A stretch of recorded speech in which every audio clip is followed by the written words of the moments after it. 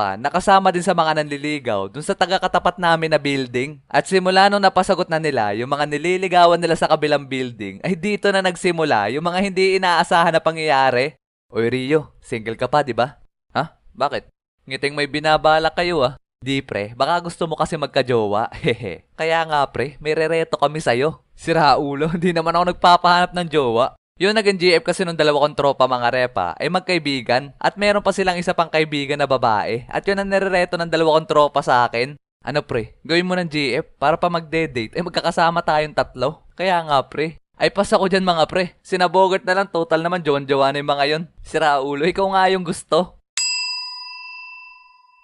Wala pa talaga sa radar ko magka-jowa nun kaya tumanggi ako. At kung magkakaroon man ako ng first girlfriend ay yung crush ko ng mga panahon na yun ang gusto ko.